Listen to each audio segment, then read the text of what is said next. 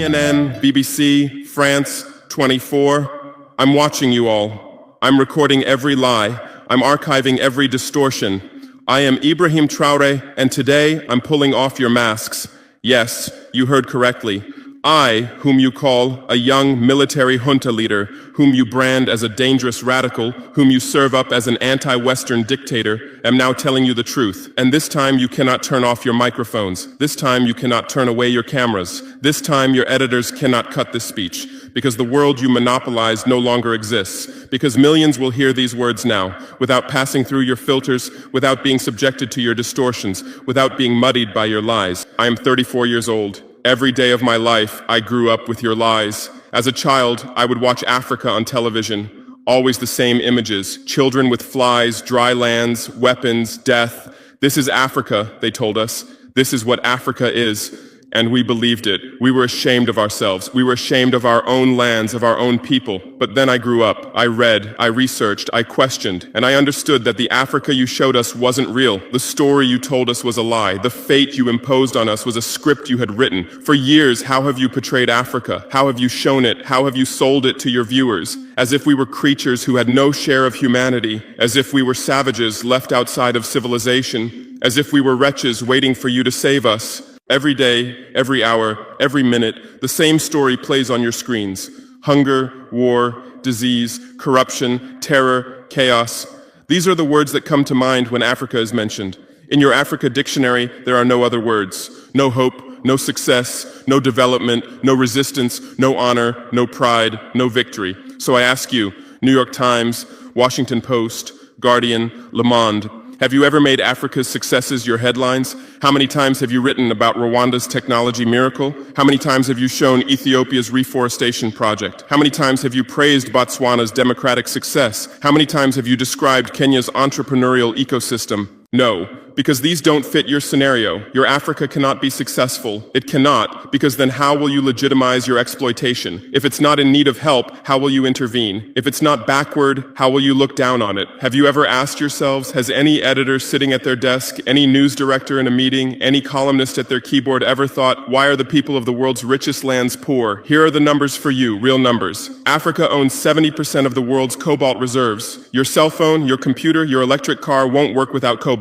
This cobalt comes from Congo, but Congalles can't afford cell phones. Africa owns 90% of the world's platinum reserves. Catalytic converters, electronic devices, medical implants, they all need platinum. This platinum comes from South Africa, but South Africans are crushed by unemployment. Africa provides 30% of the world's gold production. Mali, Burkina Faso, Ghana, Tanzania.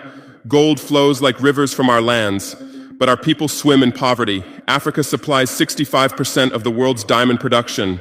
Batswana, Angola, Congo, Sierra Leone, billions of dollars worth of diamonds are extracted, but our miners live on $1 a day. Africa owns 35% of the world's uranium reserves. Niger, Namibia, South Africa. Nuclear plants run on our uranium. Paris lights burn with our uranium, but our villages have no electricity. And you still ask, why is Africa poor? No, the right question is, how was Africa kept poor while being so rich? Here's your answer. Colonialism didn't end. It changed shape. You used to come and occupy our lands. Now you come and establish companies. You used to take by force. Now you make agreements. You used to rule with the whip. Now you rule with credit. Let me give you concrete examples. With numbers, names, dates, but you'll never write about these.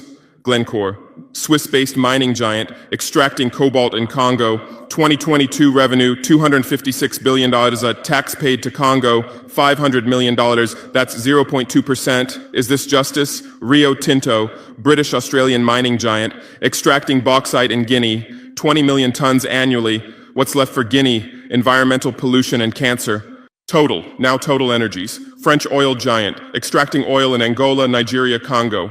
2022, profit, $36 billion investment in Africa, dirty pipelines, Anglo-American, founded in South Africa but now in London. Diamonds, platinum, iron, taking everything. What it left in South Africa? 6 million unemployed miners. And these are just the tip of the iceberg. What about the invisible, the secret deals, the offshore accounts, the transfer pricing tricks? Every year, $88 billion in illegal money flows out of Africa. Who writes about this? Every year, $45 billion in aid comes to Africa. Everyone writes about this, but no one says Africa is not the continent receiving aid, it's the continent giving aid. While you zoom your cameras on swollen bellies, there is a huge system working silently in the background. Every day, tons of gold, diamonds, cobalt, uranium, oil leave our land. But how? Here is the system. Step 1, create corruption, bribe our leaders, open offshore accounts, promise them a life of luxury, send their children to your schools. Step 2, make deals, get 50-year, 99-year concessions, ask for tax exemptions, be exempt from environmental rules, ignore labor rights. Step 3, control the infrastructure. Take over ports, airports, railways, but only from the mine to the harbor. Don't build roads to the villages. Don't bring electricity to schools. Step 4, provide security. Set up private security companies. Arm them. Declare protesting. Step 5, silence the media. Buy local journalists. Suppress opposing voices. Serve internal unrest news to international media. And this is how the system works. It's been working like this for 100 years, and you don't see this system. You don't want to see it, because you're part of this system too. Who are the biggest advertisers of New York Times, CNN, BBC, oil companies, mining companies, arms companies, pharmaceutical cartels, the companies that exploit Africa? You live on their money, you defend their interests, and what I'm about to tell you might cost me my life, but it's no longer time to be silent. France's system in Africa is the CFA franc. 14 African countries still use French colonial currency. 50% of these countries' central bank reserves sit in the French treasury. France applies negative interest to this money, so we pay France to use our own money.